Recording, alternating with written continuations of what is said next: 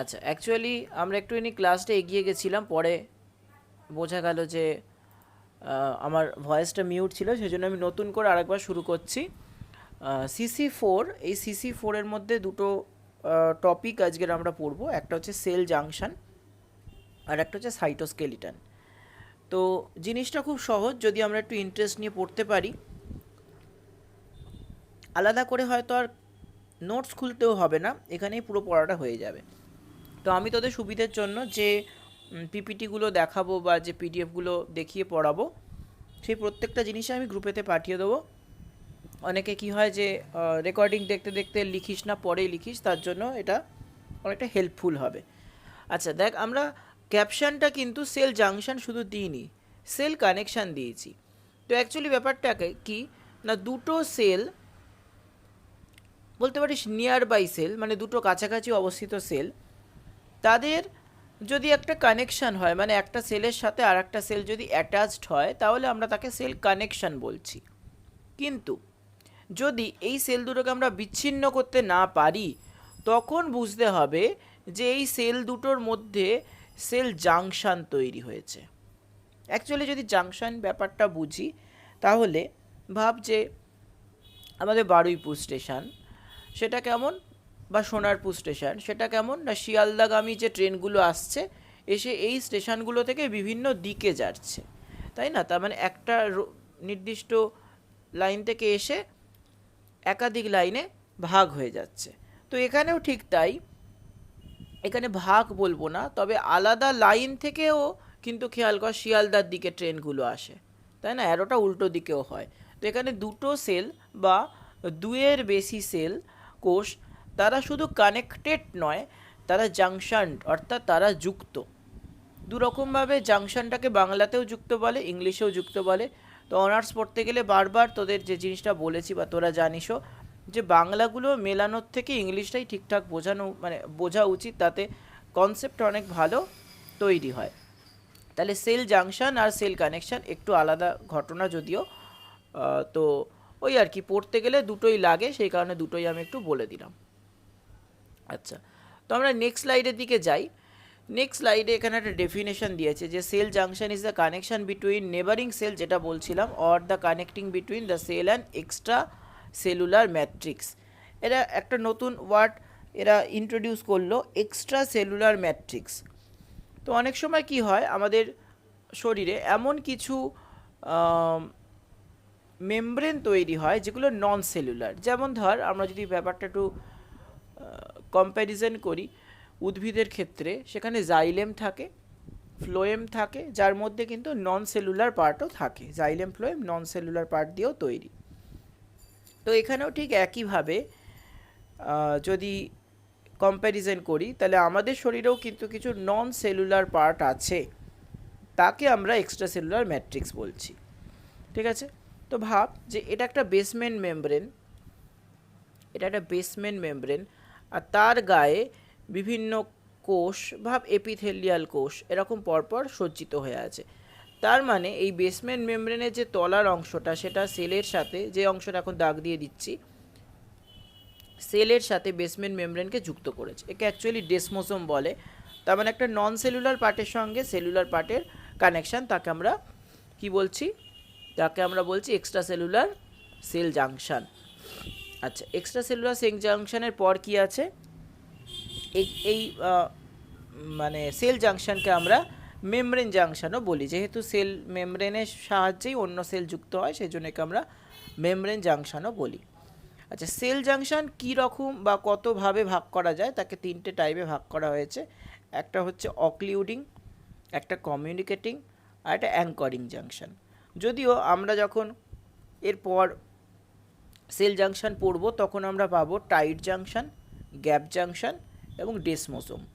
তো এই তিনটেরই আরও অন্য তিনটে নাম হচ্ছে অক্লিউডিং, কমিউনিকেটিং এবং অ্যাঙ্কারিং। আমি বলে দিচ্ছি, এটা হচ্ছে গ্যাপ জাংশন। ঠিক আছে, এটা হচ্ছে গ্যাপ জাংশন। অ্যাঙ্কারিংকেও আমরা গ্যাপ জাংশন বলতে পারি, কিন্তু পুরোপুরি গ্যাপ জাংশন নয়, এটা অ্যাকচুয়ালি ডেসমোসোম। আর অক্লিউডিং বলে যেটা আছে, এটা হচ্ছে টাইট জাংশন। এবার এই নামগুলো হওয়ার কারণ কি? নামগুলো হওয়ার কারণ আস্তে আস্তে করে পড়তে পড়তে ব্যাপারটা আমাদের মধ্যে ক্লিয়ার হবে। অনেকগুলো স্লাইড আছে, সমস্ত স্লাইড আমাদের এখানে লাগবে না, একটু হায়ার স্টাডিজের জন্য এই স্লাইডগুলো মেনলি তৈরি করা। সেল অ্যাডিশন মলিকিউল বলে একটা মলিকিউল অনেক সময় শর্ট নোটসে দেয়, যাকে আমরা ক্যাম বলি। ক্যামের দুটো কথা আছে, একটা বটানির ক্ষেত্রে ক্র্যাসুলেশন অ্যাসিড মেটাবলিজম, আর অ্যাকর্ডিং টু সেল জাংশন সেখানে সেল অ্যাডিশন মলিকিউলস। তো এটা আমরা শর্ট নোটসের জন্য করে রাখতে পারি, ঠিক আছে? শর্ট নোটসের জন্য এটা করে রাখতে পারি। আচ্ছা, নামটা একটু ইলাবোরেট যদি করি, যে নামটা রয়েছে ক্যাম বলে কথাটা, সেল অ্যাডিশন মলিকিউল। অ্যাডিশন কথার অর্থ হচ্ছে জোড়া লাগানো, তার মানে একটা সেলের সাথে অন্য সেলকে জোড়া লাগানোর জন্য যে মলিকিউলগুলো থাকে বা সেল টু সেল যে কানেকশান রয়েছে, সেই কানেকশানটাকে আমরা সেল অ্যাডিশন মলিকিউলস বলে থাকি। এখানে কিছু এক্সাম্পল রয়েছে, তবে মেন এক্সাম্পল যেটা সেটা হলো অ্যাঙ্কার প্রোটিন, ঠিক আছে? মেন এক্সাম্পল যেটা সেটা হচ্ছে অ্যাঙ্কার প্রোটিন।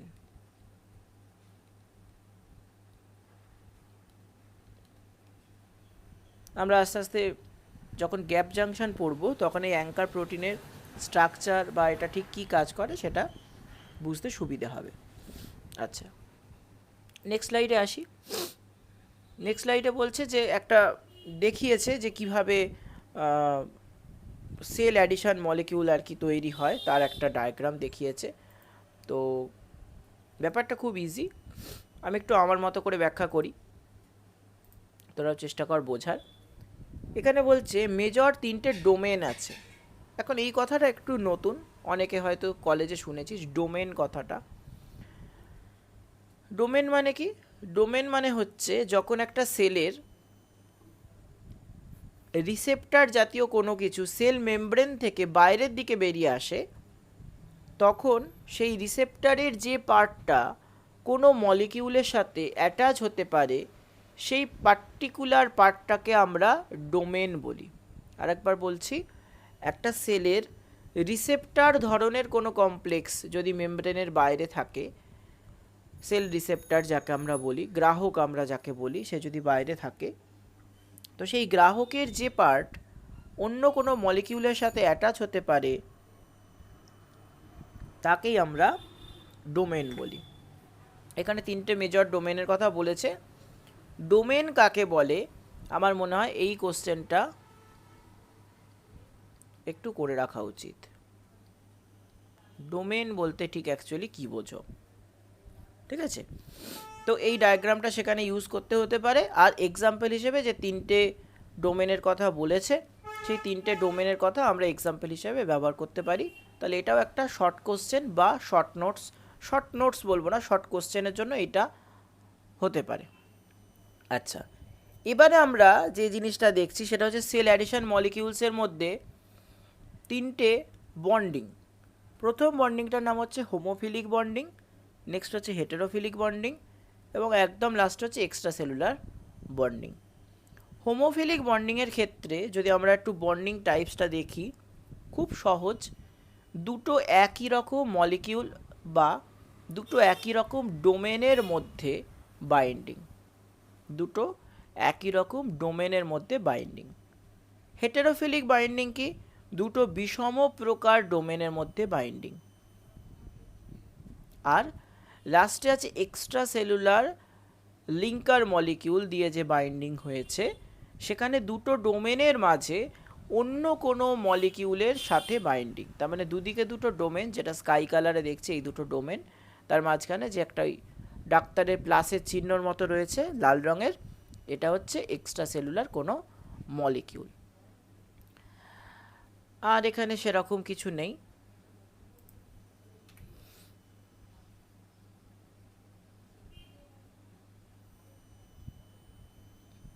আচ্ছা, একটা ডোমেনের গঠন এখানে দেখিয়েছে, এটা আমরা সেল সিগন্যালিংয়ে আর একটু ভালো করে বুঝবো। সেল সিগন্যালিং পরের দিনের ক্লাসে পড়াবো।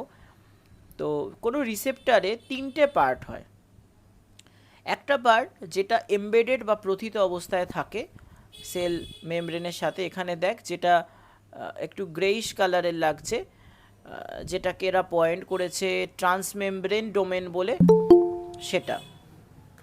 আচ্ছা,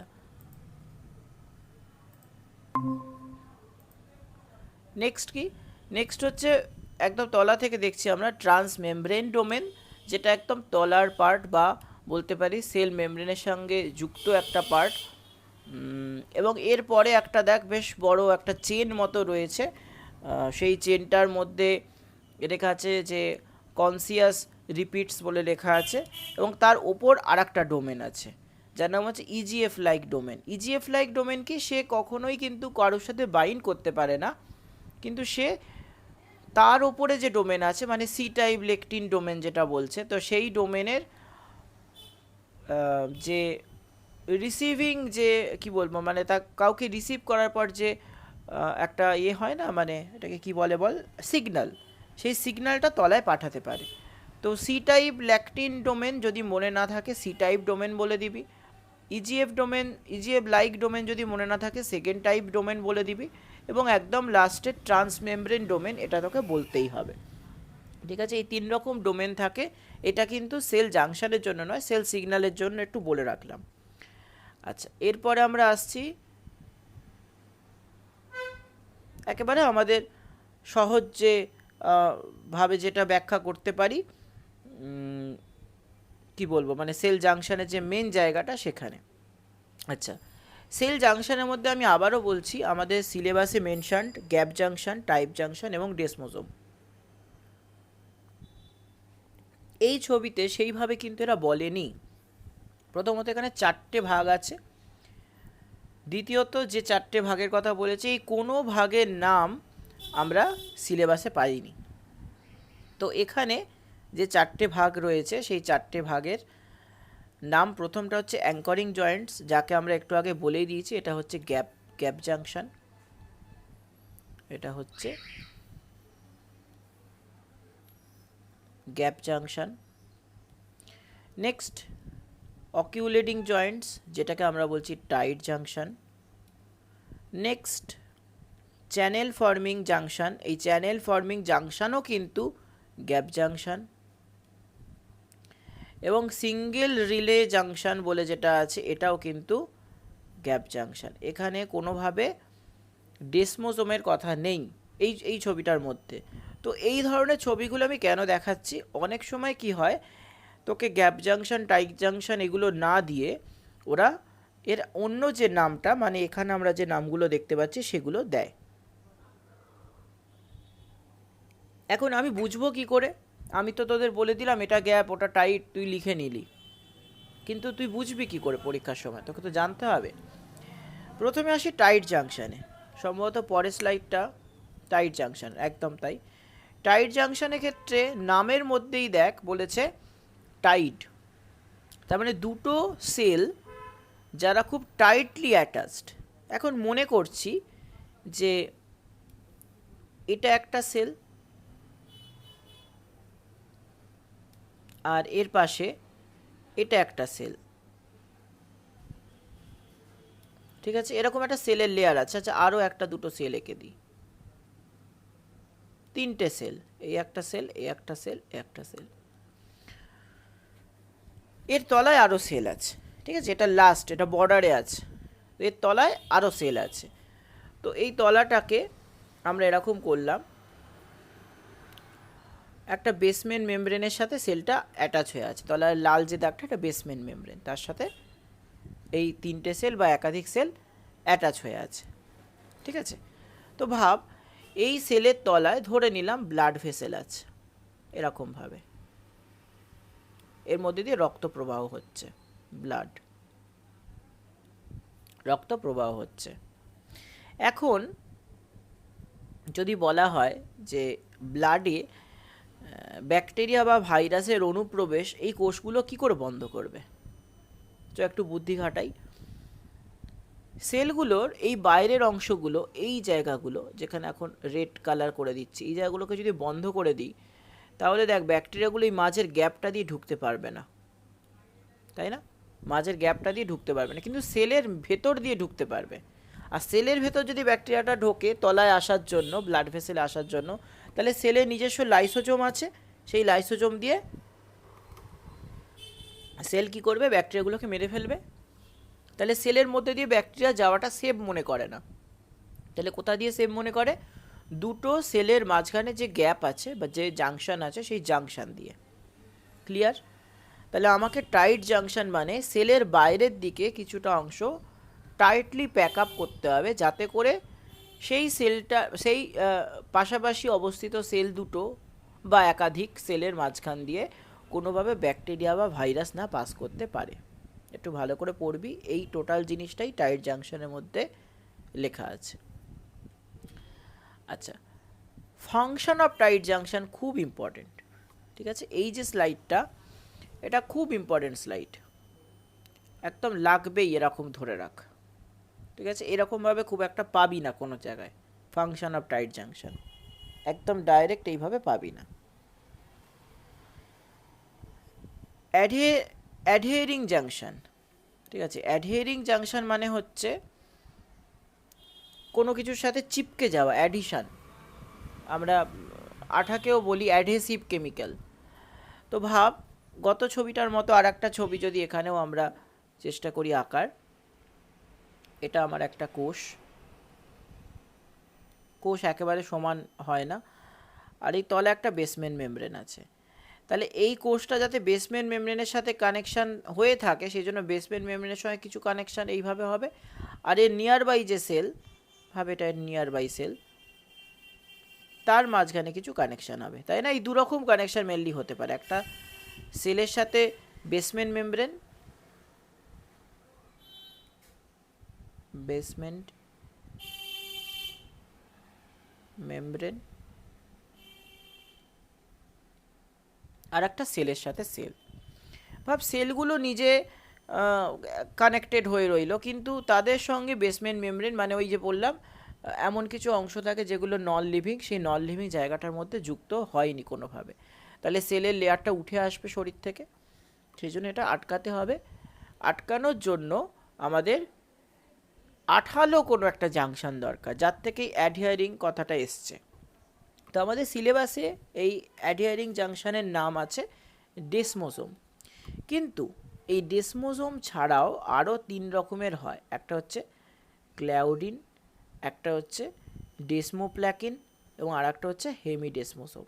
আমি তোদের বলবো ডেসমোসোম তো করতেই, কারণ সিলেবাসে আছে, তার সঙ্গে হেমিডেসমোসোম, কারণ বল নাম দুটো কাছাকাছি। আর যদি এক্সট্রা এক্সাম্পল হিসেবে পড়তে চাস যে অ্যাডহিয়ারিং জাংশনের কতগুলো ভাগ, তখন তুই ক্লাউডিন এবং ডেসমোপ্যাকিন এই দুটো নাম মনে রাখতে পারিস, না মনে রাখলেও হবে। মেনলি এখানে 1 নম্বরেরটা ডেসমোসোম আর 3 নম্বরেরটা হেমিডেসমোসোম, এই দুটো মনে রাখলে তোর কাজ চলে যাবে। আচ্ছা, এইবারে আসছি কমিউনিকেটিং জাংশন। কারণ যখন আমরা ক্লাসটা শুরু করি তখন নিশ্চয়ই তোদের মনে আছে বলেছিলাম যে সেল জাংশন এবং সেল কানেকশন। কানেকশন মানে কীরকম?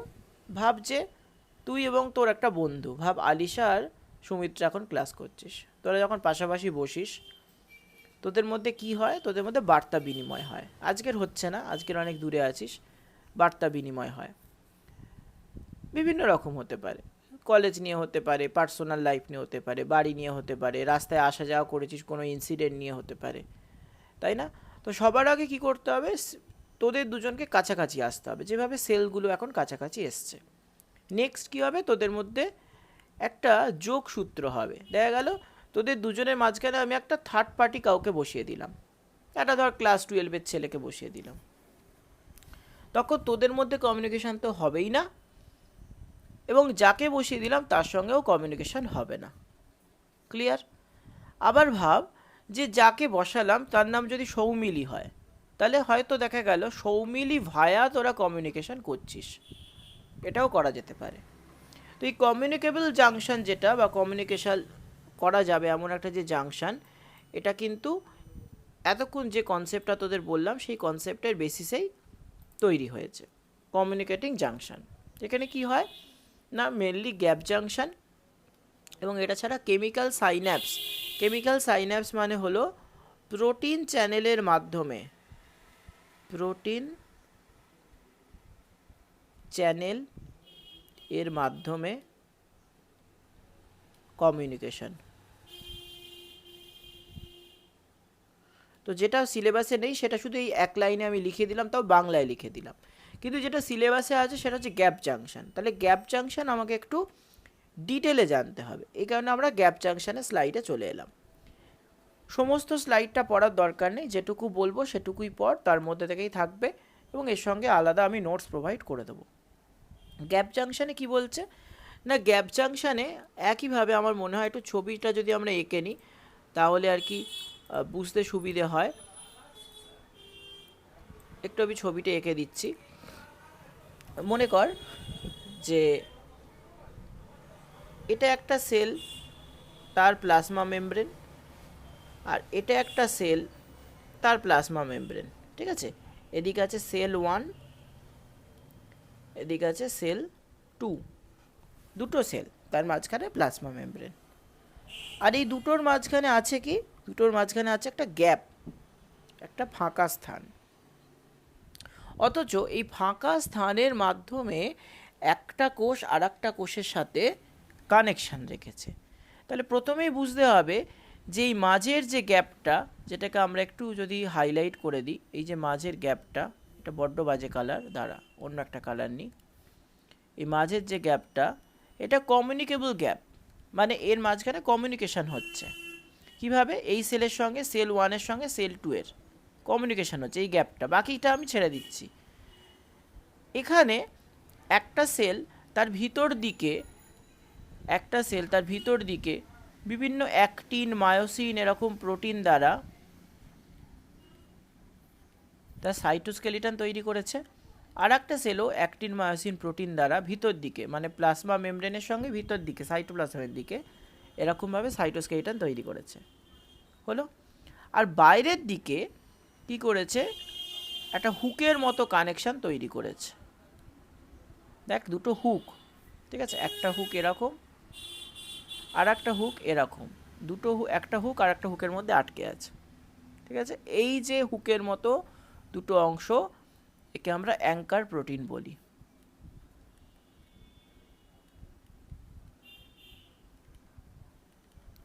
তাহলে একেবারে জিনিসটা এরকম নয় যে খুব লুজ, ঠিক আছে, একেবারে জিনিসটা এরকম নয় যে খুব লুজ, অথচ মাঝখানে একটা বড় গ্যাপ আছে। অ্যাঙ্কার কথাটা কোথা থেকে এসছে? জাহাজ থেকে। জাহাজের তলায় দেখবি সেই এইরকম ধরনের একটা সাইন থাকতো, তাই না? এরকম ধরনের একটা সাইন থাকতো, দেখবি অ্যাঙ্কার বলা হতো। ঠিক আছে, নোঙর ফেলা বলা হয় বাংলায় যেটা, সেই অ্যাঙ্কারটাকে দিয়ে জাহাজটাকে আটকে রাখা হতো। বোঝা গেল? এটা হচ্ছে গ্যাপ জাংশন। গ্যাপ জাংশনের সম্বন্ধে অনেক কিছু আছে, তার ডায়ামিটার আছে, সে কতটা ন্যারো, তাতে কি কি প্রোটিন আছে, গ্যাপ জাংশনের কাজ কি বলেছি বল? কমিউনিকেবল, মানে একটা কোষ থেকে আর একটা কোষে কোনো কিছু পাঠাতে হবে। সেই ক্ষেত্রে টাইট জাংশন কী কারণে পড়লাম বল? দুটো সেলের মাঝখানে প্রতিবন্ধকতা সৃষ্টি করতে, মানে মাঝখানে জায়গাটাকে ন্যারো করে দিতে। তার মানে একটা সেলের, মনে কর এটা একটা সেলের সারফেস আর এটা একটা সেলের সারফেস, তো এই সেলের সারফেসের ওপর দিকটা আমার টাইট জাংশন থাকতে পারে, আর মাঝের এই জায়গাটা আমার গ্যাপ জাংশন থাকতে পারে। বোঝা যাচ্ছে ব্যাপারটা? এখানে আছে টাইট জাংশন, এখানে আছে গ্যাপ জাংশন। তাহলে এখান থেকে কোনো ব্যাকটেরিয়া প্রবেশ করতে পারলো না। গ্যাপ জাংশন যদি উপরে থাকতো কী হতো? প্রবেশ করতো, কারণ এটা তো অনেকটা ফাঁকা, গ্যাপ আছে অনেকটা, তাই না? ভাব উপরে যদি গ্যাপ জাংশন থাকতো এরকমভাবে, তাহলে কী করতো? ব্যাকটেরিয়াটা সহজে ঢুকে যেতে পারতো, কিন্তু সেরকম তো নেই। তার মানে গ্যাপ জাংশন দিয়ে বড় কোনো বস্তু পাস হতে পারবে, বা একটা কোষ থেকে অন্য কোষে কোনো কিছু যেতে পারবে। বোঝা যাচ্ছে? তুই যদি কারণটা জানিস না, তোর মুখস্থ করতে হবে না, এমনি পড়া হয়ে যাবে। আচ্ছা, গ্যাপ জাংশনে আরও কিছু পয়েন্ট এখানে দিয়েছে, আমি একটু তোদের এই পয়েন্টগুলোকে পড়তে বলবো। এখন কিচ্ছু লিখতে হবে না, কোনো কিছু প্রিন্টশট কিচ্ছু নিতে হবে না, রেকর্ডিং দেখেও লিখতে হবে না। আমি সমস্ত পিডিএফ করে এগুলো যা যা দেখাচ্ছি সব পিডিএফ করে গ্রুপে দিয়ে দেবো, যাতে করে তোদের বুঝতে এবং লিখতে সুবিধে হয়। সঙ্গে রেকর্ডিং তো থাকবেই, কিন্তু তোরা অন্তত জিনিসটা বুঝে বুঝে লেখার চেষ্টা করিস। আর মানে ক্লাসে পড়তে পড়তে যদি কোনো কিছু বুঝতে অসুবিধা হয় সেটাও বলিস, ঠিক আছে? তো এখানে কিছু মানে পয়েন্টস বলেছে, যে পয়েন্টসগুলো খুব আমার ইম্পর্টেন্ট মনে হয়নি বোঝানোর জন্য, সেই জন্য আমি স্কিপ করে যাচ্ছি স্লাইডটাকে। আচ্ছা, এবার আমরা নেক্সট স্লাইডে যাব। এখানে গ্যাপ জাংশন দেখানো হয়েছে, তো ওই আর কি, এগুলো অত দরকার হয় না। তো আমি জায়গাটা দেখাচ্ছি, দেখ এই যে পজিশানটা, ঠিক আছে, এই যে পজিশানটা, এটা হচ্ছে গ্যাপ জাংশন, এইটা হচ্ছে সেল জাংশন, এই সরুভাবে যাচ্ছে, এখানে গিয়ে দেখ মাঝখানে একটা গ্যাপ হয়ে গেছে, আর এই যতটা এরকম সরুভাবে যাচ্ছে এটা হচ্ছে টাইট জাংশন। এই জাস্ট একটা ছবি। গ্যাপ জাংশনে ফাংশন যেরকম আগেরবারও টাইট জাংশনে ফাংশন পড়তে বললাম, এবারেও সেরকম তোদের গ্যাপ জাংশনে ফাংশন পড়তে হবে, ঠিক আছে? এবার আসছে কি না ডেসমোজোম। ডেসমোজোম মানে এটা তোরা নিশ্চয়ই জানিস যে ডেসমোজোম হচ্ছে, সেটাকে কি একটু বোল্ড করা যায় লেখাটা? হ্যাঁ, করা যায়। ডেসমোজোম হচ্ছে কোথায় থাকে না, ডেসমোজোম থাকে আমাদের সেলের সাথে নন সেলুলার পোর্শানে, ঠিক আছে? একটা সেল যেখানে গিয়ে শেষ হয় তার তলায় যে নন সেলুলার পোর্শান, সেখানকার একটা কানেকশান, সেটা হচ্ছে ডেসমোজোম। গ্লুইং মানে অ্যাডেসিভ একটা নেচার থাকে, যার জন্য অ্যাডিশান বলেছে, সেল টু সেল অ্যাডিশান বলছে, কিন্তু এটা বেসমেন্ট মেমব্রেনের সঙ্গে থাকে। আচ্ছা, এখানে দেখ দুটো শর্ট ফর্ম দিয়েছে, এই শর্ট ফর্ম দুটো আসতে পারে, ওডিপি, আইডিপি, এই দুটো কি? আর একটা আসতে পারে ডেসমোকোলিন। ডেসমোকোলিন একটু আগে বলেছিলাম, এটা একরকম ভাগ, ঠিক আছে? তো ডেসমোজোমের একরকম ভাগ বলা হচ্ছে ফ্যামিলি অফ ডেসমোজোম। তো এই ডেসমোকোলিনটা পড়ে রাখিস। আচ্ছা, একটু ওডিপি আর আইডিপি ব্যাপারটা বলে দিই। ওডিপি মানে হচ্ছে আউটার ডেন্স প্লাগ, আর ইনার ডেন্স প্লাগ মানে হচ্ছে আইডিপি। প্লাগ কথাটার মানে কি? আমরা যখন বাড়িতে কোনো ইলেকট্রনিক বা ইলেকট্রিক্যাল ইনস্ট্রুমেন্ট ব্যবহার করি, তার জন্য একটা অ্যাডাপ্টার থাকে, যাকে আমরা খুব সহজে প্লাগ বলি। অ্যাকচুয়ালি এটা প্লাগ নয়, আমরা বলি না যে প্লাগ, টিভির প্লাগ, রেডিওর প্লাগ, এরকম বলি, তো এটা প্লাগ নয়। প্লাগ কথাটা এসছে জয়েনিং থেকে, মানে একটার সঙ্গে আর একটা জয়েনিং হবে, সেই জায়গা থেকে প্লাগ কথাটা এসছে। তো সেইটাকে আমরা এখন নিজেদের মতো করে অ্যাডাপ্টারকেও প্লাগ বলি। অ্যাডাপ্টার মানে হলো প্লাগিং করে, ঠিক আছে, প্লাগিং করে ইলেকট্রিকটাকে এক জায়গা থেকে পরিবহন করে অন্য জায়গায় নিয়ে যাওয়া, সেটা প্লাগিং, এই সরি অ্যাডাপ্টার। আর প্লাগ মানে হলো একটার সাথে আর একটা জোড়া লাগানো, যেমন ভাব পেন এবং পেনের ক্যাপ, এটা প্লাগ, ঠিক আছে, এইভাবে জোড়া লাগানো হয়। এই হচ্ছে কনসেপ্ট, ঠিক আছে? তো আমরা একটু এবারে ছবিতে চলে আসছি। ডেসমোজোম সম্বন্ধে ইনফরমেশান খুব বেশি নেই, থাকেও না। ডেসমোজোমের যদি ডায়াগ্রাম দেখি, এই ডায়াগ্রামটাই যদি দেখি, এটা সব থেকে ভালো ডায়াগ্রাম। পাশেরগুলো কোনোটা আঁকার দরকার নেই, আমি যেগুলো আঁকতে হবে না সেগুলো ক্রস করে দিচ্ছি, বা যেটা আঁকতে হবে শুধু সেটাতেই রাইট মেরে দিচ্ছি, ঠিক আছে? এটাই আঁকতে হবে, এগুলো আঁকার দরকার নেই। ক্লিয়ার? এগুলো আঁকার দরকার নেই। ডেসমোজোমের স্ট্রাকচারটায় শুধু যে সেল এর সাথে মেমব্রেন যুক্ত হবে তা নয়। তার কারণ কি? কারণ এখানে কোহ্যারিন ফ্যামিলি প্রোটিন বলে একটা প্রোটিন এসছে, দেখ, যে প্রোটিনটা আর একটা কোহ্যারিন ফ্যামিলি প্রোটিনের সাথে যুক্ত হয়। তার মানে এই যে দুটো, এইটা এবং এইটা, এই দুটোই কিন্তু এই দুটোই কিন্তু প্লাজমা মেমব্রেন।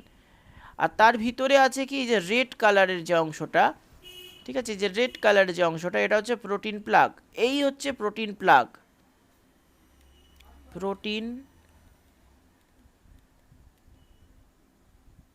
প্লাগ।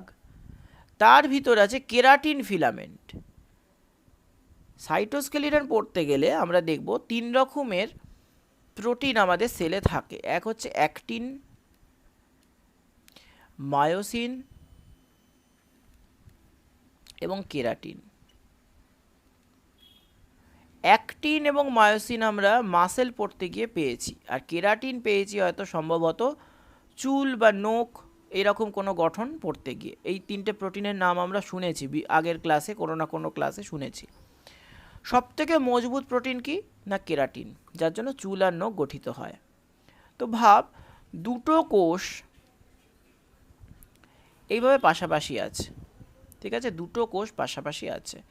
এই দুটো কোষকে তুই যদি স্ট্রেস করিস, এইভাবে দুদিকে টানিস, কী হবে? দুটো কোষ বিচ্ছিন্ন হয়ে যাবে। যাতে বিচ্ছিন্ন না হয় সেই জন্য এই দুটো কোষের গায়ে থাকবে কেরাটিন আর ভিতরে থাকবে অ্যাক্টিন মায়োসিন। যেগুলো গ্রিন কালারের করলাম এগুলো দেখ কোষের মধ্যে আছে, মানে কোষটাকে ড্যামেজ করতে বাধা দিচ্ছে, লাইসিস করতে বাধা দিচ্ছে, ছিঁড়ে যেতে বাধা দিচ্ছে একটা কোষকে, সেটা অ্যাক্টিন এবং মায়োসিন। আর একটা কোষের সঙ্গে একটা কোষকে জুড়ে রেখেছে কেরাটিন। বোঝা গেল? কেরাটিন হচ্ছে ব্ল্যাক কালারের আর অ্যাক্টিন মায়োসিন হচ্ছে গ্রিন কালারের। তো সেই কেরাটিন এখানে থাকে। তাহলে সহজেই অনুমান করা যায়, যদি আমি নাও জানি, যে ডেসমোজোম হলো এমন একটা সেল জাংশন যাতে করে একটা সেল অন্য সেলের থেকে বিচ্ছিন্ন না হতে পারে। ভাব তুই একজনের হাত ধরে টানছিস, তার হাতে সমস্ত কোষ কি খুলে বেরিয়ে আসবে? না। এই না এর কারণ হলো ডেসমোজোম। ডেসমোজোম আছে তাই সেল জাংশনটা এত টাইট হয়ে গেল। আচ্ছা, পরের ছবি থেকে ডেসমোকোলিন এবং ডেসমোগ্লিন এই দুটোর নাম একটু শর্ট কোশ্চেন হিসেবে করে রাখতে পারিস। মানে এই দুটোর কাজ কি? এই দুটোর কাজ হচ্ছে দুটো বিপরীত ধরনের কোহেসিভ প্রোটিন, কোহেসিভ মানে আঠালো প্রোটিন বলতে পারিস, যারা কোনো জায়গায় যুক্ত হয়। অনেক সময় এরকম দেয় যে দুটো কোহেসিভ প্রোটিনের নাম লেখো। আর দুটো আছে, প্ল্যাকোগ্লোবিন আর ডেসমোপ্ল্যাকিন, তলার দিকে মেমব্রেনের তলায়। এই দুটোকে বলা হয় প্লাক প্রোটিন, ঠিক আছে, প্লাক প্রোটিন। এই যে একটু আগে প্লাক শুনছিলাম, এই হচ্ছে প্লাক প্রোটিন। পাশে একটা ডেসমোজোমের ছবি রয়েছে। এইবার দেখ ডেসমোজোমের ছবিটা, অরিজিনালি ছবিটা রয়েছে ইলেকট্রন মাইক্রোস্কোপে তোলা, দেখলে হয়তো একটা আন্দাজ করতে পারবি, তাই না? গেল, এই পার্টটা আমাদের শেষ। আচ্ছা, এবার আমরা হেমিডেসমোজোমে আসছি। হেমিডেসমোজোম আমি খুব একটা গুরুত্ব দেবো না, কারণ এটা আমাদের সিলেবাসে সেইভাবে বলেনি। ডেসমোজোমের কথাই ম্যাক্সিমাম আসে, ম্যাক্সিমামই বলে, কিন্তু এটাকে বলছে কি হাফ ডেসমোজোম। এইটার কথাই আমি এতক্ষণ ধরে বলছিলাম। বেসাল ল্যামিনার সাথে একটা সেলের কানেকশানকে আমরা হেমিডেসমোজোম বলি। একটু আগে যে কথাটা বলছিলাম এই পড়াতে গিয়ে, যে একটা সেল ওপরে আছে, একটা বেসাল ল্যামিনার তলায় আছে, তার মাঝের কানেকশান, সেটাই ডেসমোজোম হিসেবে বলছিলাম। অ্যাকচুয়ালি এইটা হচ্ছে হেমিডেসমোজোম, ঠিক আছে? আচ্ছা, আর এখানে আমাদের পড়ার মতো খুব একটা বেশি কিছু নেই। কেমিক্যাল সাইন্যাপস আমাদের এখানে নেই, সেল সিগন্যালিংয়ে আছে কেমিক্যাল সাইন্যাপস, তো এখান থেকে সেটা কিছুটা পড়ে রাখতে পারিস। এগুলো সবই একই রকম ব্যাপার। সিলেবাসে না থাকার কারণে দেখ আমরা এখানে দেখ দুটো প্রোটিন আছে, নিউরক্সিন আর নিউরোগ্লিন, ঠিক আছে, বাঁ দিকের ওপরে দেখতে পাচ্ছিস, দেখ নিউরক্সিন নিউরোগ্লিন, এই দুটোর কাজ আমরা এখানে পড়তে পাচ্ছি না, সিলেবাসে নেই। তো অ্যাঙ্করিং জাংশন ওই সিলেবাসে নেই, তবে অ্যাঙ্কর প্রোটিন আছে, সেই জন্য অ্যাঙ্করিং জাংশনটা আমি অন্তত বলবো যে শর্ট নোটস হিসেবে করে রাখতে পারিস, ঠিক আছে, শর্ট নোটস হিসেবে করে রাখতে পারিস। এবারে প্রশ্ন হলো, পরীক্ষাতে অনেক সময় বড় বড় প্রশ্ন আসে, তো তখন ছবি আঁকতে হয়, তখন কোথা থেকে আঁকবো? তখন এখান থেকে আঁকবো, এই যে ছবিটা, ঠিক আছে, এই যে ছবিটা দেখ। এখানে প্রথমে আমি একটু মেনশান করে দিচ্ছি তোদের সুবিধে হবে। প্রথমেই আছে টাইট জাংশন। আচ্ছা, এর আগে টাইট TID লিখেছিলাম না রে, সরি একদম খেয়াল করিনি। TID নয়, TIGHT তো।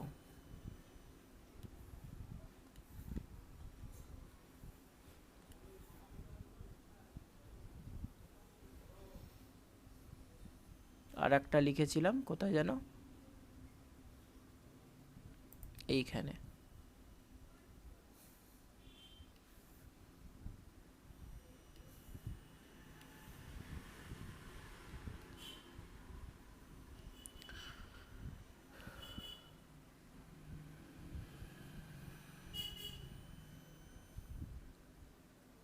হ্যাঁ, তো যেটা বলছিলাম ওটা একটু খেয়াল করে নিস, ওটা একদমই ভুল লিখেছিলাম আমি, ওরকম হয় না। এরপরে আছে অ্যাডহেরিং জাংশন, সেকেন্ড যেটা, এটাই হচ্ছে গ্যাপ জাংশন। ঠিক আছে, এটাই হচ্ছে গ্যাপ জাংশন। ডেসমোসোম, এটাও গ্যাপ জাংশন, দুটোই গ্যাপ জাংশন। মানে অ্যাডহেরিং জাংশনটাও গ্যাপ জাংশন, আর গ্যাপ জাংশন যেটা সেটাও গ্যাপ জাংশন। তো তোরা গ্যাপ জাংশনটাকে প্রোটিন চ্যানেল জাংশন হিসেবে লিখতে পারিস। এখানে যেটা আছে প্রোটিন চ্যানেল, দেখ ভেতর প্রোটিন চ্যানেল আছে, প্রোটিন চ্যানেলের মাধ্যমে কোনো কিছু বস্তু আর কি এক জায়গাতে অন্য জায়গায় যাচ্ছে। এবং লাস্টে যেটা আছে সেটা হচ্ছে হেমিডেসমোসোম জাংশন বা অ্যাঙ্কর, হেমিডেসমোসোম। আর অ্যাক্টিন লাইক ম্যাট্রিক্স বলে আর একটা অংশ রয়েছে, এটা দরকার নেই। তাহলে তোরা করবি কোনটা বল, এটা করবি, এটা করবি, ডেসমোসোম করবি, অ্যাডহেরিং জাংশন না করলেও হবে, টাইট জাংশন। এটাও কিন্তু গ্যাপ জাংশনের একটা পার্ট। তো আমাদের তো অতটা ভালো করে বলে দিই সিলেবাসে যে গ্যাপ জাংশনেরও ভাগ করো, তো দরকার নেই। গ্যাপ জাংশন, টাইট জাংশন আর ডেসমোসোম, তার সঙ্গে হেমি ডেসমোসোম, এই কটা আমরা করব। এই ছবিটা সব থেকে ইজি ছবি, এর থেকে ইজি ছবি হয় না। ব্যাস, এটা করে ফেললেই হয়ে গেল। আচ্ছা, এবারে আমরা এই যে এখন যেটা দেখছি এটা হচ্ছে পার্থক্য, বিভিন্ন জাংশনে পার্থক্য। বুঝতেই পারছিস, পার্থক্য মানে একটু বুঝে বুঝে মুখস্থ করতে হবে, কোথায় কী ধরনের প্রোটিন আছে, কোন জাংশনটা কোথায় থাকে, কোনটা সেল টু সেলে থাকে, কোনটা সেল টু ম্যাট্রিক্সে থাকে, এগুলো। এখানে আছে কিছু সেল জাংশনের মধ্যে থাকা, সরি, সেই সেল জাংশনগুলো কোথায় কোথায় দেখতে পাওয়া যায় সেইখানে তার একটা চার্ট। আর তারপর থেকে আর তোদের কিছু লাগবে না, এখান থেকে কিছু এমসিকিউ কোশ্চেন রয়েছে, লাগবে না। একটু বড় প্রশ্ন এখানেও রয়েছে, এখান থেকে দেখে নিতে পারিস কি কি বড় প্রশ্ন আছে। এমসিকিউ প্রশ্নগুলো তোদের লাগছে না, ঠিক আছে, বড় প্রশ্নগুলো তোরা একটু দেখে নিতে পারিস যদি মনে হয়।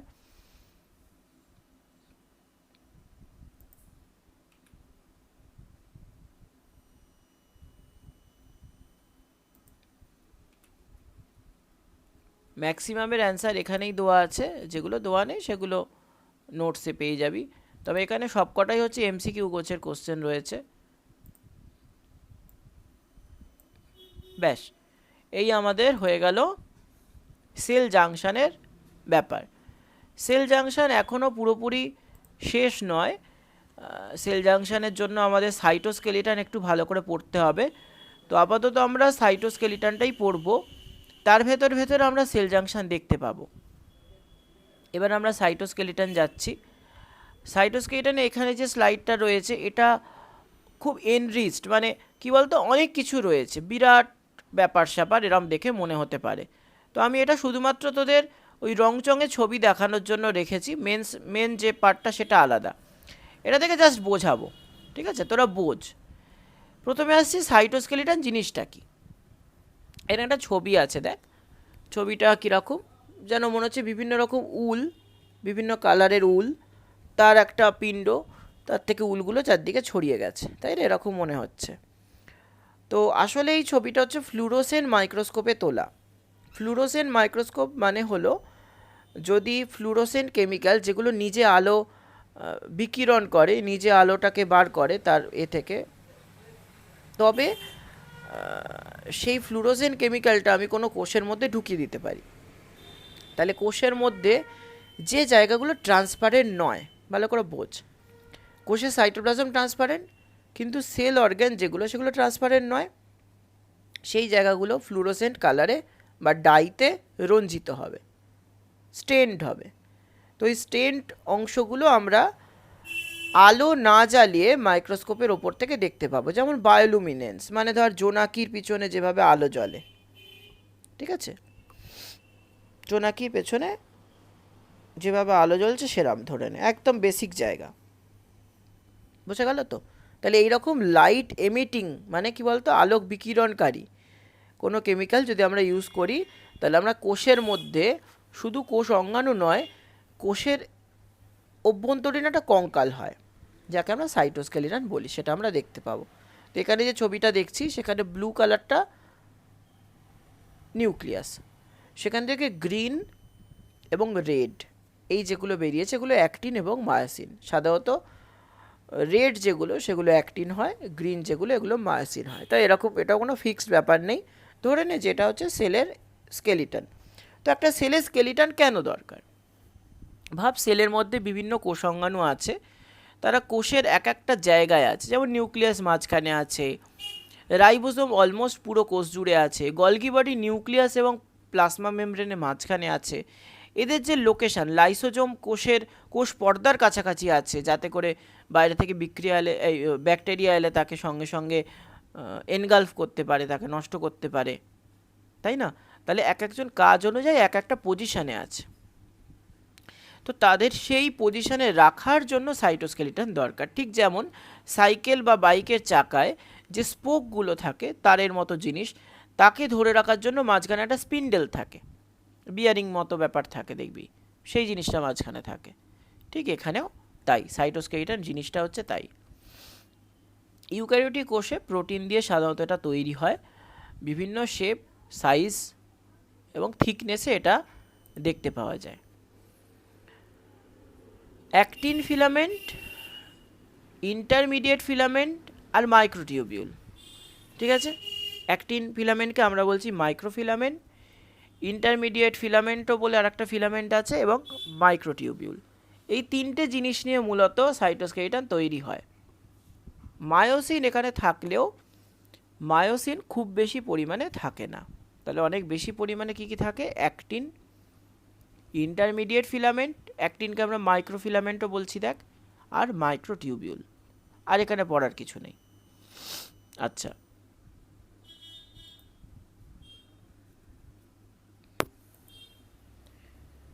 আচ্ছা এখানে কিছু ছবি আছে, তার মধ্যে সব থেকে চেনা ছবি বোধহয় এইটা, এই ছবিটা, যার দুদিকে সবুজ সবুজ কিসব আর মাঝখানে নীল নীল কিসব আছে। চিনতে যদি হট করে না পারিস, আমি একটু মনে করালেই চিনতে পারবি। মাঝের নীলগুলো হচ্ছে ক্রোমোসোম, আর এই সবুজগুলো হচ্ছে সেই বেম তন্তু, অ্যাস্ট্রাল রে, আর এই ধারে হচ্ছে সেন্ট্রিওল। দেখ ওপরে সেন্ট্রিওলের ক্রস সেকশন রয়েছে, সেন্ট্রিওল থেকে যেগুলো বেরোয় মাইক্রোটিউবিউল, সেগুলোও কিন্তু এখানে সাইটোস্কেলিটন হিসেবে কাজ করছে। আচ্ছা, নেক্সট সাইটোস্কেলিটন কিরকম? কোষের মধ্যে দেখ একটা জালিকাকার মতো একটা দেখিয়েছে, এই যে ভেতরে ভর্তি রয়েছে, এটা হচ্ছে ইন্টারমিডিয়েটেড। ঠিক আছে, প্রথমটা ছিল অ্যাক্টিন, এটা অ্যাক্টিন ফিলামেন্ট, এই যে চারদিক থেকে সরু সরু সরু সরু সরু সরু বেরিয়েছে, এটা অ্যাক্টিন। নেক্সট এই মাঝখান থেকে চারদিকে গেছে, আগেরটা কি ছিল? কোষ পর্দা থেকে নিউক্লিয়াসের দিকে এসছে, পরেরটা হলো নিউক্লিয়াস থেকে কোষ পর্দার দিকে গেছে, এবং এরপর হচ্ছে একদম ভিজিভিজি সব জায়গায় রয়েছে, এটা হচ্ছে ইন্টারমিডিয়েট ফিলামেন্ট। তো তিনটে ফিলামেন্টের লোকেশন আলাদাভাবে এখানে দেওয়া রয়েছে। ছবি আঁকার পড়ার দরকার নেই, শুধু বোঝার দরকার আছে, তাহলে কোন ফিলামেন্টটা কোথায় থাকবে বা কোন ধরনের সাইটোস্কেলিটন কোথায় থাকবে, ব্যাস এটুকুই। এখানে ভাগ করেছে, খুব সুন্দর করে পার্থক্য দিয়েছে। এখন তোদের ফোনের স্ক্রিনেতে এই পার্থক্যটা খুব একটা ভালো দেখাচ্ছে না, গুড ভিজিবল নয়, পাঠিয়ে দিলে এখান থেকে নিজের মতো পয়েন্ট করে করে লিখে নিতে পারিস। আপাতত দেখে তো মনে হচ্ছে 6টা-7টার বেশি পয়েন্ট এখানে রয়েছে ছবি ছাড়া। তো ইএস নোতেও পয়েন্ট আছে, মনে রাখার জন্য সুবিধা হবে, বড় প্রশ্নের উত্তর করতে হবে না। এই পার্থক্যটা কিন্তু ইম্পর্টেন্ট, আমি এখানে কোনো দাগ দিচ্ছি না, পার্থক্যটা কিন্তু ইম্পর্টেন্ট। আচ্ছা, এটা অনেক বড় পিপিটি। আচ্ছা আমি একটু লিখে দিই, নয়তো তোরা হয়তো একদমই খেয়াল করবি না কোনটা ইম্পর্টেন্ট। এখানে পার্থক্যটা ইম্পর্টেন্ট, বা তোরা খাতায় লিখেও নিতে পারিস। ঠিক আছে, ইম্পর্টেন্ট। আচ্ছা, আর ইন্টারমিডিয়েট ফিলামেন্ট মানে যেটা কোষের মধ্যে ইতস্ততভাবে ছড়িয়েছিল, তার মধ্যে কি কি উপাদান আছে রয়েছে, এটা একটু যদি করার ইচ্ছা হয় একটু করতে পারিস। বাকি আর কিছু এখানে করার নেই, এগুলো দেখার যে কিভাবে একটা কোষ থেকে আর একটা কোষ বিচ্ছিন্ন হয়, সেখানে কোথায় হেমিডেসমোসোম থাকে, কোথায় ডেসমোসোম থাকে, এগুলোই। এই লাইনটা একটু পড়িস, এই লাইনটা প্রয়োজন হতে পারে। টিউবিউলিনের স্ট্রাকচারের কথা বলেছে, এসব কিচ্ছু লাগবে না, এসবও লাগবে না। এই হাইড্রার মতো একটা কী রয়েছে মাইক্রোটিউবিউল, এসব কিচ্ছু লাগবে না, জাস্ট দেখানোর জন্য এই স্লাইডটা আমি রেখেছি। এগুলো কোনোটা তোদের কাজে লাগবে না। আচ্ছা, অ্যাক্টিনের ঘটনাটা একটু বলি। এটা এক্ষুনি দেখে কি মনে হচ্ছে, দেখ মাঝখান থেকে চারদিকে যেন টানা দিয়ে রয়েছে, এরকম টান দিয়ে রয়েছে, তাই না? ঠিক আছে, তো এগুলো এইরকম অ্যাক্টিনের গঠনটা হয়। মাঝখানে যদি তুই অ্যাক্টিনের এরকম প্রোটিনগুলো রাখিস, তার চারদিক থেকে অ্যাক্টিন ফিলামেন্ট বের হয়, এগুলো হচ্ছে অ্যাক্টিন ফিলামেন্ট। এবং এর মধ্যে গ্রিন খুব কম আছে, যেগুলো গ্রিন সেগুলো মায়োসিন, খুব কম থাকে গ্রিন। আর তো এখানে দেখানোর কিছু নেই, এসব তোদের নেই।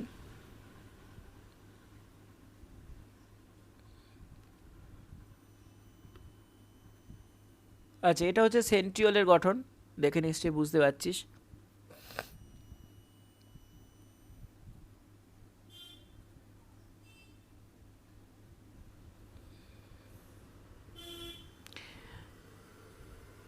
আচ্ছা, এখানে না একটুখানি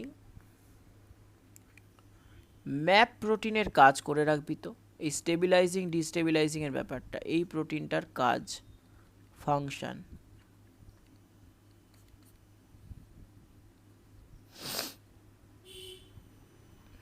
এসব লাগবে না, এটা মায়োসিন ফিজিওলজিতে লাগবে, এখন লাগবে না, পরে লাগবে। আর যা আছে এইসব সুন্দর সুন্দর ছবি দেখছি, সেগুলো কিচ্ছু লাগবে না। ব্যাস, এই স্লাইডটা আমাদের শেষ, এই স্লাইডটাও পাঠিয়ে দেবো।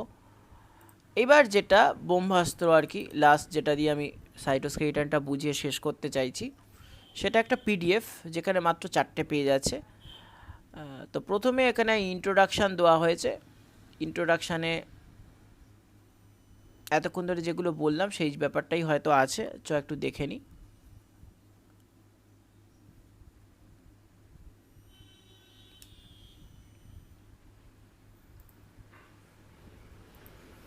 আচ্ছা, ইন্ট্রোডাকশানের মধ্যে কি বলছে,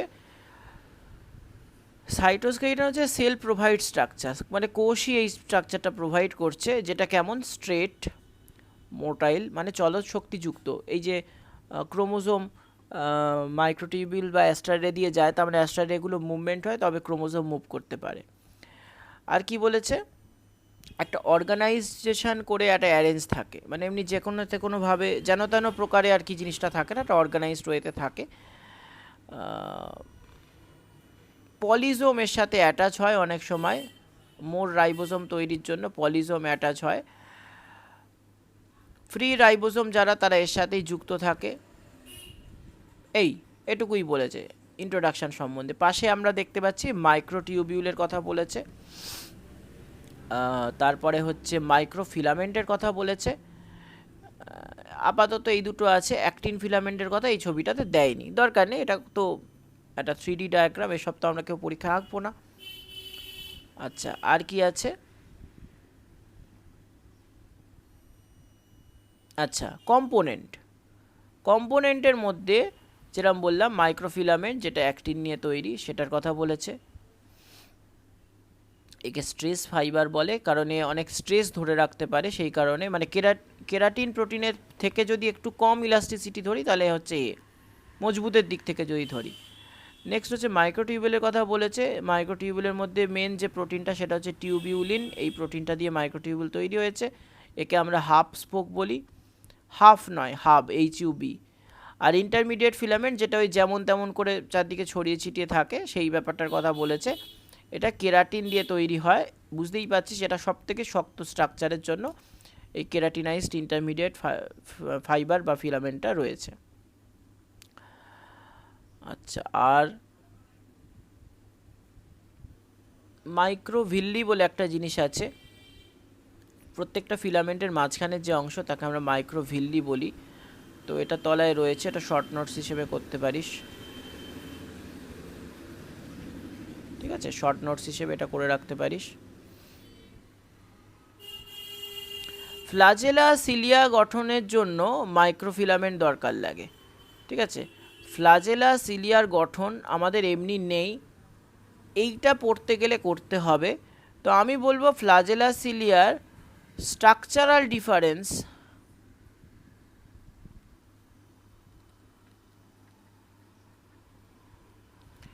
তিনটে পয়েন্ট, মানে গঠনগত পার্থক্যের তিনটে পয়েন্ট আমরা করে রাখলে এটা অ্যান্সার দিতে পারবো। আমাদের হাতে যা সময় আছে তাতে করে খুব ভালো করেই মানে সিলিয়া ফ্লাজেলার গঠন করতে পারবো, কিন্তু তাও যদি ধরেও নিই যে খুব একটা আমি এখানে টাইম না দিতে পারি, তাহলে ওই তিনটে পার্থক্য করলে আমার হয়ে যাচ্ছে। আর এটাই কিছু নেই, ওটাই রয়েছে সিলিয়াম ফ্লাজেলাম, তার গঠনের পার্থক্য আছে। তো একটু ডিটেলসে প্রশ্ন যদি আসে তাহলে structure of ফ্লাজেল্লা and cilia, cilium মানে হচ্ছে ওই প্লুরাল সিঙ্গুলারের জন্য সিলিয়াম ফ্লাজেলাম, এই কথা দুটো বলেছে। ঠিক আছে, এই যে অংশটা, এই অংশটা আমরা ক্লাস 11-এর বইতে আমরা পাবো, ক্লাস 11-এর বইতে আমরা পাবো। সেটা থেকে বেসিক জিনিসটা বুঝে নিলেও হবে। আবার যদি মনে করি যে না আমি খুব সুন্দর করে ব্যাপারটা লিখতে চাই, তাহলে সেটা করলেও হবে। এই ক্ষেত্রে আমি বলবো যে আলিশা বা সুমিত্রা, তোরা একটু সৌমিলির সঙ্গে কন্ট্যাক্ট করে নিস, বা আমিও তোদের এটা প্রোভাইড করতে পারি, অথবা ইন্টারনেটে অ্যাভেলেবেল। ঠিক আছে, এই স্ট্রাকচারটা অ্যাভেলেবেল, ক্লাস 11-এর বই থেকেই করে যা, বেশি শক্ত করে পড়ার কোনো প্রয়োজন নেই। আর যদি মনে হয় নোটস লাগবে, আমি নোটসও করে দেবো। নোটস মানে কি, ওই ক্লাস 11-এর বই থেকেই শুধু স্ট্রাকচার, আলট্রা স্ট্রাকচার, সরি এখানে স্ট্রাকচার লিখেছি, এটা হচ্ছে ultra structure. Ultra structure, ultra structure মানে হচ্ছে পড়ানু গঠন, নর্মাল গঠন না, যেখানে মেজারমেন্ট আছে। মেজারমেন্ট থাকলেই তাকে আমরা আলট্রা স্ট্রাকচার বলি। আচ্ছা, আজকে তাহলে আমরা যেটুকু পড়লাম, তোদের কোনো ডাউট থাকলে আমাকে বল, তা নয়তো আমি ব্যাপারটা একটু বলে দিচ্ছি। সেল জাংশন এবং সাইটোস্কেলিটন, আমাদের নেক্সট দিনের যে টপিক থাকবে সেটা হচ্ছে সেল সিগন্যালিং এবং সেল রিসেপ্টর, আমি আগে থেকে জানিয়ে রাখছি। আর এটা ছাড়া আরেকটু পড়ে থাকছে যেটা সেল সাইকেল, পারক্সিজম, নিউক্লিওলাস। এই পোর্শনটা আমরা অফলাইনে করতে পারি, সেল সাইকেল, পারক্সিজম, নিউক্লিওলাস। এটা অনলাইনে না করলেও হবে। আমি 3টে ক্লাস ধরেছিলাম, তো সেটাকে এখন এক্সটেন্ড করে 4টে করছি। হ্যাঁ, কারণ তোদের হাতে এখন সময় আছে, যা সময় আছে তাতে 4টে ক্লাস করে নেওয়া যায়। এখন তোরা ঠিক করে বলবি যে তোরা অফলাইন না অনলাইন করবি, তাহলে সেভাবে আমি অ্যারেঞ্জ করে দেবো। তোদের কোনো ডাউট থাকলে আমাকে বল আজকের টপিকের ওপর। আর পুরো ক্লাসটাই তো রেকর্ড রইলো, আরেকবার দেখে নিস সবাই।